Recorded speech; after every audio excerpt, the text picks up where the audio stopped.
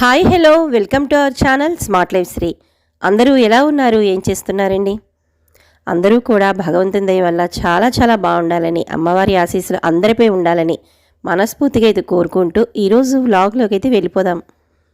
అందరూ కూడా ఒక వారం రోజుల నుంచి ఎక్కువగా చేస్తున్న అన్ని పనుల్లో కల్లా వరలక్ష్మి వ్రతం ఏర్పాట్లే అనుకుంటున్నానండి. మీలాగే నేను కూడా వరలక్ష్మి వ్రతానికి కావలసినవి అన్నీ కూడా ప్రతిరోజు చేసుకుంటున్న పనులతో పాటు కొద్దిగా పండగ సమయాల్లో మనకి ఎక్స్ట్రా పని అనేది ఉంటుంది. కాబట్టి వీటన్నిటినీ కూడా చేసుకుంటూ నా పనులు అనేవి ఏ విధంగా మీతో అయితే షేర్ చేసుకుంటున్నానో, ఈరోజు మార్నింగ్ కూడా 5 o'clock లేచి నా డైలీ రోజువారీ పనులను అయితే ప్రారంభించానండి. ఇంకా మనం ప్రతిసారి కూడా డైలీ వ్లాగ్లో పిల్లల లంచ్ బాక్సుల నుంచి మొదలుకొని రోజు చేసుకునే పనులన్నింటినీ కూడా షేర్ చేసుకుంటున్నాం. అలాగే మార్నింగ్ లేచాను, బయట ఎప్పుడూ విధంగానే చేసుకుంటున్నట్టే ముగ్గు అనేది పెట్టేసుకున్నానండి. పెట్టుకున్న తర్వాత నెక్స్ట్ గదులు అనేది ఊడ్చుకోవటం. అంటే ముందు రోజు ఎప్పుడూ కూడా కిచెన్ కౌంటర్ టాప్ మొదలుకొని షింకులోని అంట్లన్నీ కూడా ఎప్పుడు క్లీన్గానే ఉంచుకుంటామని చాలాసార్లు షేర్ చేసుకున్నాం కదండి. ఇలా ఉంచుకుంటేనే మార్నింగ్ బాక్సులకి కావలసిన వస్తువులన్నీ ఎటువంటి ఇబ్బంది లేకుండా వంట అనేది చాలా ఫాస్ట్గా అయితే అవుతుంది. ఇలాంటి చిన్న చిన్న టిప్స్తో మనం వంటింట్లో కిచెన్ ఎలా ఉంచుకుంటాం, కౌంటర్ టాప్ ఎలా నీట్గా పెట్టుకుంటాం, ఇవన్నీ కూడా చాలా వరకు షేర్ చేసుకున్నాం కదా. ఇక పూజకి సంబంధించిన పనులు అనేవి కొద్దిగా మనకి ఎక్స్ట్రాయే ఉంటాయండి ఈ వారం అంతా. కాబట్టి ఆల్మోస్ట్ అందరూ కూడా ఇంకా ఎల్లుండికి వ్రతానికి దగ్గరికి వచ్చేసాం కాబట్టి పనులన్నీ కూడా చేసేసుకునే ఉంటారండి. ఇంకా మార్నింగ్ లేచిన తర్వాత నా పనులు అనేవి ఇప్పుడు షేర్ చేసుకుంటున్నాను కదండి. ఇంకా గదులన్నీ కూడా ఊడ్చేసాను. ఊడ్చేసిన తర్వాత అంట్లు అనేవి కూడా ఎప్పుడు రెడీగానే ఉంటాయి కాబట్టి ఇక మిషన్లో బట్టలు అవి వేసేసి స్నానం చేసి వచ్చిన తర్వాతే నా లంచ్ బాక్సుల ప్రిపరేషన్ అనేది స్టార్ట్ అవుతుంది. ఎప్పుడూ కూడా మీకు తెలిసిన విషయమే.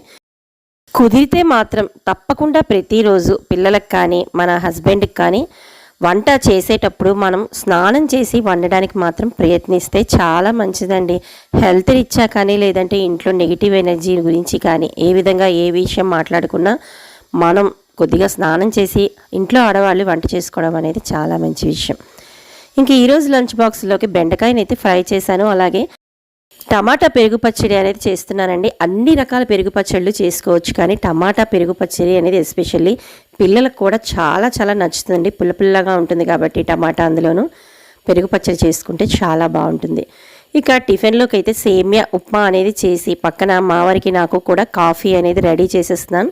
ఇక లంచ్ బాక్సులు అనేవి కట్టేసి వాళ్ళని పిల్లల్ని మావారిని అందరినీ కూడా పంపించేశానండి. పంపించిన తర్వాత ఇంకా దగ్గరికి అయితే వచ్చేసింది. ఎప్పుడు కూడా 1 day ముందైతే నేను అమ్మవారికి చీర అనేది కట్టుకుంటాను.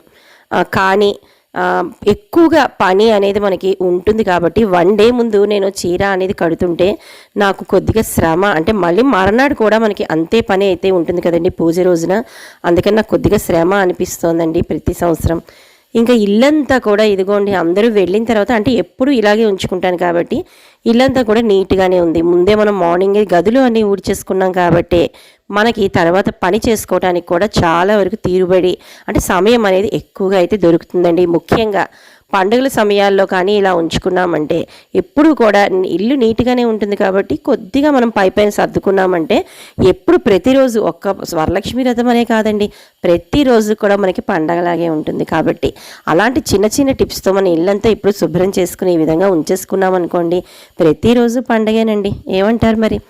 ఇంకా ఇందాక చెప్పాను కదండి, 1 day ముందర సర్దుకోవటం వల్ల, అంటే నాకు చీర అది అమ్మవారికి కట్టడం వల్ల ఎక్కువగా శ్రమ అయిపోయినట్టు అనిపిస్తుంది కాబట్టి ఇంకొక 1 day ముందరే అయితే నేను చీర అనేది కట్టడం స్టార్ట్ అయితే చేశాను. దానికన్నా ముందర ఈ పనులన్నీ చేసుకుని ఇల్లు అది సర్దుకుంటున్నప్పుడు మీషోలో నేను ఆర్డర్ ఇచ్చిన ఒక కార్నర్ స్టాండ్ అనేది వచ్చిందండి.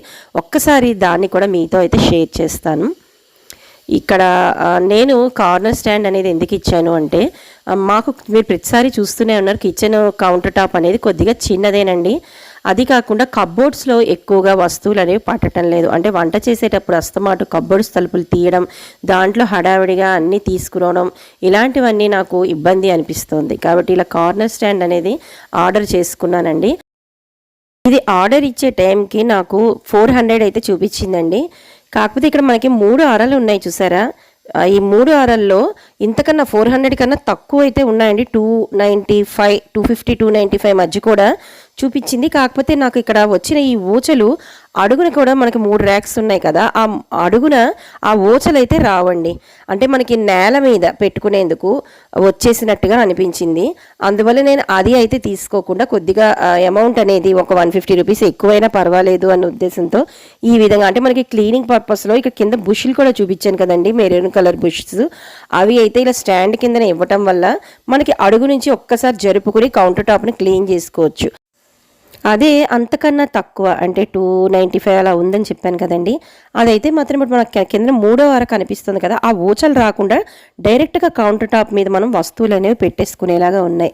నాకు కొద్దిగా అది నచ్చలేదండి, అందుకనే నేనైతే కొద్దిగా రేట్ ఎక్కువైనా ఇది బాగుంది కదా అని చెప్పి ఇది ఆర్డర్ ఇచ్చాను. ఇక్కడ ఫిట్ చేశాను, కానీ నాకు ఇంకా దీని మీద ఏం పెట్టాలి ఏంటి అనేది మాత్రం ఇంకా ఐడియా ఆలోచించక ఇంకా నా దగ్గర ఉన్న ఇలాంటి చిన్న చిన్న జాడీలు ఇలాంటివి అయితే పెట్టేసి ప్రెజెంట్ అయితే సెట్ చేసేసానండి. సో ఎలా ఉందండి? ఇంక ఇక్కడ మీకు చూపిస్తున్న ఈ సారీ మీకు అర్థమయ్యే ఉంటుంది. ఇందాక చెప్పాను కదా, అమ్మవారికి ఈ సంవత్సరం నేను తీసుకున్న కొత్త చీర. ఇది సెమీ పట్టు అండి, అంటే ఒక 80% థ్రెడ్ ఏమో పట్టుతో వచ్చినది, ఒక 20% ఏమో సిల్క్ పోగు కలిసినది. ఇది కూడా 3000 అండి నాకు వచ్చింది. సో ఈ శారీని అయితే నేను అమ్మవారి కోసం అయితే తీసుకున్నాను. అంటే కట్టడానికి ప్రతి సంవత్సరం నేను అమ్మవారికి చీర అనేది కడతాను, ముఖము అది పెట్టి అమ్మవారిని డెకరేట్ అయితే చేసుకుంటాను. అలా కాకుండా మళ్ళీ కలసాన్ని కూడా పక్కన పెట్టుకుని అమ్మవారికి కొత్త జాకెట్టు అది పెట్టి తిరిగి మళ్ళీ ఒక చీర అలాగే గాజులు మనం కొనుక్కునే ఏదైనా ఆభరణాలు ఉంటే అవి అన్నీ కూడా అమ్మవారికి పెట్టి పూజ అనేది చేసుకుంటానండి. ఇంకా ఇలా అయితే నేను సారీ అనేది రెడీ అయితే చేసుకుంటున్నాను. చీర కట్టడం కూడా కొద్దిగా మనకి టైం అయితే పడుతుందండి. అందరూ చిటికలో కట్టేయచ్చు, 5 నిమిషాల్లో కట్టేయచ్చు అంటారు, కానీ కొద్దిగా శ్రమనైతే తీసుకోవాలి. అంటే చాలా జాగ్రత్తగా మనకి ఎక్కడ హెచ్చు తగ్గులు రాకుండా ఇవన్నీ కూడా చేసుకోవాలి. కాబట్టి మనం కింద మాత్రం మరి నేల మీద కాకుండా ఏదైనా ఒక మంచి దుప్పటి, ఇక్కడ నేనైతే కొత్త దుప్పటి అయితే వేసుకున్నానండి. ఆ దుప్పటిని అయితే వేసుకుని దాని మీద అయితే చీరని ఇలా అయితే సగానికి ఫోల్డ్ చేసుకుని మనకి ఒకటి మడుచుకుంటూ అంచుల వెంబడి ఇలాగా మెత్తగా ఇలా నలుపుతూ వాటిని అయితే కుర్చీల మాదిరిగా అయితే ఈ విధంగా సెట్ చేసుకుంటున్నాను. మనకి ఈ శారీని ఒకటి అంటే మనకి పళ్ళు ఉంటుంది కదండి, ఆ పళ్ళు వైపు నుంచి కాకుండా కట్టుడు అంచు నుంచి అయితే ఒకటి ముందుకి ఒకటి ముందుకి ఇలాగ సెట్ చేసుకుంటూ ఫోల్డ్ చేసుకుంటూ మనం దాన్ని ఒకసారి ఇలా సాఫ్ చేసుకుంటూ ఇలా క్లిప్పులు ఉంటాయి కదండి మన దగ్గర బట్టల క్లిప్పులు, వాటిని ఈ విధంగా అంటే కదిలిపోకుండా 3 పక్కల అంటే పైన అడుగున మధ్యలో కూడా సెంటర్లో ఈ విధంగా సెట్ చేసుకోవాలండి. సెట్ చేసుకుని మనం శారీని అయితే అమ్మవారికి కట్టడానికి అయితే రెడీ అయితే చేసుకోవాలి. ఇక మనకి పళ్ళు అయితే వచ్చింది కదా, ఈ పళ్ళుని కూడా మనం ఎలా అయితే ఆ చీర కట్టుకునేటప్పుడు మనం మడతలు పెట్టుకుని మనం పళ్ళుని అయితే రెడీ చేసుకుంటాము, అలాగే అమ్మవారికి ఈ విధంగా చీర అంతా రెడీ చేసుకున్నాక పళ్ళు పార్ట్ని కూడా మనం ఒకదాని మీద అయితే స్టెప్స్ వైజ్గా అయితే పెట్టుకుని వాటికి కూడా క్లిప్స్ అయితే పెట్టుకునే విధంగా రెడీ అయితే చేసుకోవాలి. ఇక నేను అమ్మవారికి ఇంకా ముఖ్యంగా ఇక్కడ చెప్పేది ఏంటంటే, ఇప్పుడు నేను తయారు చేస్తున్న అమ్మవారు పూజ కోసం అయితే కాదండి, కేవలం పూజ కోసం అయితే వెండి పాత్ర పెట్టుకుని అందులో మామిడి కొమ్మలు వేసుకుని కొబ్బరికాయ పెట్టుకుని కలసాన్ని డెకరేట్ చేసుకుని ప్రతిదీ కూడా మనం అమ్మవారికి ఇత్తడి రాగి ఆ వెండి వస్తువుని మాత్రమే ఉపయోగిస్తాం. ఇక్కడ మళ్ళీ మీరు కామెంట్ రాయొచ్చు స్టీల్ బిందెలు పెట్టారేమిటి అని. ఇక్కడ అంటే నా దగ్గర కుదిరిన వాళ్ళు ఇత్తడి బిందెలు కూడా పెట్టుకోవచ్చండి, ఇత్తడి సామాను. కానీ నా దగ్గర ఇత్తడికి సంబంధించిన ఏది హైట్గా లేదు కాబట్టి అది కూడా నేను చెప్తున్నాను, కేవలం అలంకరణకు మాత్రమే ఈ అమ్మవారిని నేను డెకరేట్ చేసుకుంటున్నాను కాబట్టి స్టీల్ బిందెలు అనేవి యూస్ చేస్తున్నాను. ఇంక ఇక్కడ నాకు ఇలా ప్లెయిన్ బ్లౌజ్ అనేది వచ్చిందండి. ఆ బ్లౌజ్కి కూడా ఇక్కడ లోపల 2 పేపర్లు అనేవి వేసాను, ఎందుకంటే మనం బ్లౌజ్ని ఇలా ఫోల్డ్ చేసుకుంటూ అమ్మవారి మీద బ్లౌజ్ పీస్ పెట్టే సమయంలో ఆ చేతులు అనేవి మళ్ళీ జారిపోకుండా అంటే ఇక డౌన్ అయిపోయి పడిపోకుండా ఉండాలి, కొద్దిగా స్టిఫ్గా ఉంటుంది అనే ఉద్దేశంతోనే 2 పేపర్లను అయితే అటు ఇటు ఇలా హ్యాండ్స్ దగ్గర పెట్టాను. ఈ పేపర్ల వల్ల కొద్దిగా నిలుస్తుందండి, అంటే బ్లౌజ్ పీస్ ఎప్పుడు మనకి పల్చగా ఉంటుంది కదండి, అందుకనే బ్లౌజ్ పీస్ మధ్యన 2 పేపర్లు పెట్టుకుని ఈ విధంగా అయితే ఫోల్డ్ చేసుకుని బ్లౌజ్ పీస్ని అయితే ఇలాగైతే రెడీ అయితే చేసుకున్నానండి. ఇదిగో ఇక్కడ మనకి ఆ హ్యాండ్స్కి మనకి అంచు ఇస్తారు కదండి, అక్కడ ఇలాగైతే సెట్ చేసుకుని ఆ బ్లౌజ్ పీస్ని కూడా మధ్యలోకి అయితే ఈ విధంగా మడత అనేది వేసుకుంటున్నాను.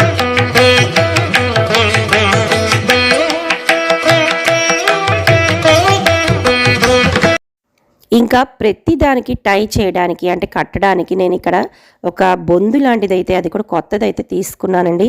ఇక కిందన మనం ఎలా అయితే అంటే దేని మీద అయితే మనం వేసుకోదలుస్తున్నామో అమ్మవారిని పెట్టుకోవాలి అనుకుంటున్నామో అలా హైట్ మీద అయితే చూసుకుని ఒక టేబుల్ అనేది వేసుకున్నాను. దాని మీద కూడా ఒక మంచి క్లాత్ అనేది వేసేసుకుని దాని మీద కూడా ఒక చిన్న హైట్ ఉన్న పీట అనేది పెట్టుకున్నాను.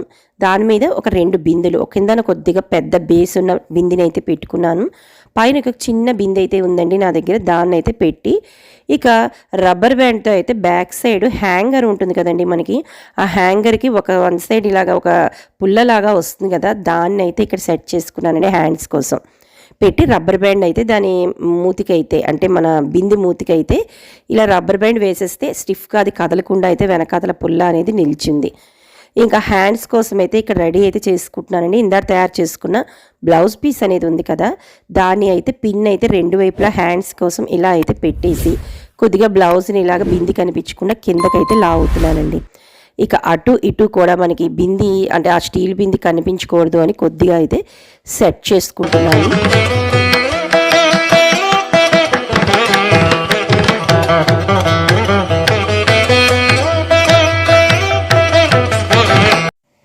ఇదిగోండి మొత్తం బ్యాక్ సైడ్ హ్యాండ్స్ కూడా ఇలా పెట్టుకుని పిన్స్ పెట్టుకున్న తర్వాత అంటే నాకు ఇంకొక ఎక్స్ట్రా హ్యాండ్స్ అనేవి ఉన్నాయండి అమ్మవారివి. అంటే ఇప్పుడు ఇక్కడ చూపిస్తున్నాను కదా, ఒకటి అభయహస్తము వరదహస్తం లాగా 2 అయితే చేతులు అటు ఇటు పెట్టుకున్న, అవి కాకుండా ఎక్స్ట్రా హ్యాండ్స్ కూడా నా దగ్గర ఉన్నాయి. వాటిని అయితే బ్యాక్ సైడ్ ఇప్పుడు నేను బ్లౌజ్కి చూపించాను కదా దాంట్లో అయితే పెట్టుకుంటాను. ముందరైతే ఇలా ఈ 2 చేతుల్ని కూడా ఈ విధంగా అయితే రెడీ అయితే చేశాను. ఇక ఇక్కడ మనకి కాలు పద్మాసనంలాగా అమ్మవారు ఇలా కూర్చోవాలి అని పేపర్స్ ఉంటాయి కదండి మన ఇంట్లో, న్యూస్ పేపర్స్. అవి అంటే కాలు అంటే మనకి తొడ నుంచి కింద కాలు వరకు వచ్చే వరకు కొద్దిగా ఫోల్డింగ్ అనేది ఉండాలని పేపర్స్ అయితే ఇలా ఈ విధంగా చుట్టి అమ్మవారి శారీకి కిందన అయితే ఈ విధంగా పెట్టేశానండి. ఇక్కడ చూడండి మనకి ఇక్కడ మనకి పద్మాసనంలో ఇలా కూర్చున్నప్పుడు అమ్మవారికి మనకి కాలు ఇలా బెండ్ అయినట్టుగా వస్తుంది కదండి తొడ నుంచి, అలా అయితే అమ్మవారికి అలా వచ్చినట్టుగా అనిపించింది. అటువైపు ఎలా పెట్టానో ఇటువైపు కూడా పేపర్స్ అనేవి 2 వైపులా అయితే ఇలా సెట్ చేసేసానండి. ఇంకా చీర పూర్తిగా అయితే అంటే మనకి పౌటంచు కూడా భుజం మించి తీసుకొచ్చి ముందరికి పెట్టి వడ్డాణం అనేది కట్టేశాను. సో దీంతో అయితే ఈ విధంగా ఒక ఆకారం అనేది వచ్చింది. ఇంకా మనం పాదాలు అదేనండి మనకి కాలు నుంచి అమ్మవారి పాదాలు అనేవి కనిపించాలి కదా పూజ చేసుకోవడానికి. అలా అది కాకుండా అమ్మవారు ఇలాగ కాలుని పద్మాసనంలో మడిచి అయితే కూర్చున్నట్టుగా పెడదాము అని చెప్పి ఒక కాలుని అయితే ఇదిగోండి చీరని దానికి చుట్టి మళ్ళీ అక్కడ పిండి పెట్టి కాలు అనేది ఇలా మడుచుకొని కూర్చున్నట్టుగా పెట్టాను. ఇక ఇంకొక కాలుని అయితే కిందన మనకి పెట్టుకుని ఉంటారు కదండి అమ్మవారు, అలా కాలుని అయితే కిందన సెట్ చేసి అక్కడ ఒక చిన్న టేప్ని అయితే అంటించానండి. అంటే ఇది పూర్తిగా ఫైనల్గా ఉండే లుక్ అయితే కాదండి, దీంట్లో కూడా మార్పులు చేర్పులు ఉంటాయి. కాకపోతే ఆకారం అంటే ఇలా అయితే మాత్రం బాగుంటుందేమో అని చెప్పి ఒక ఆకారం కోసం అయితే ఇలా కట్టాను. బట్ పైన హ్యాండ్స్ మీద నేను ఫ్లవర్స్ అయితే పెట్టాను కానీ అది ఉంచానండి. అక్కడ చెప్పాను కదా ఎక్స్ట్రా హ్యాండ్స్ అనేవి ఉన్నాయి నాకు, అవైతే మాత్రం ఈ విధంగా అయితే పెట్టుకున్నాను. చివరికి ఒక లుక్ అనేది అయితే మాత్రం ఇలా ఉందండి. దీంట్లో ఇంకా మార్పులు చేర్పులు ఉండొచ్చు, ఇంకా ఫేస్ని డెకరేట్ చేయాలి, ముందర ఇంకా చాలా విగ్రహాలు పెట్టుకోవాలి, బ్యాక్గ్రౌండ్ మార్చుకోవాలి, హ్యాండ్స్ అనేవి బ్యాక్ సైడ్ సెట్ చేయాలి, ఇవన్నీ కూడా చాలా ఉన్నాయండి. మరి అవన్నీ చూడాలంటే నెక్స్ట్ వీడియో వరలక్ష్మి వ్రతం వరకు మనం వెయిట్ చేయాల్సిందే కదండి. మీకు ఈ వీడియోలో ఏదో ఒక పాయింట్ నచ్చే ఉంటుంది కదండి. నచ్చితే మాత్రం కొత్త వాళ్ళు సబ్స్క్రైబ్ చేసుకుని పక్కనే ఉన్న బెల్ ఐకాన్ని క్లిక్ చేస్తే నేను పెట్టే వీడియోస్ మీకు నోటిఫికేషన్ రూపంలో వస్తాయి. అదేవిధంగా సబ్స్క్రైబర్స్ లైక్ చేయండి, మీ అమూల్యమైన కామెంట్ని తెలియజేస్తూ రేపు ఒక ఇంట్రెస్టింగ్ వీడియోతో మళ్ళీ మీ ముందరకు వచ్చేస్తాను. అంతవరకు అందరికీ బాయ్, నమస్తే.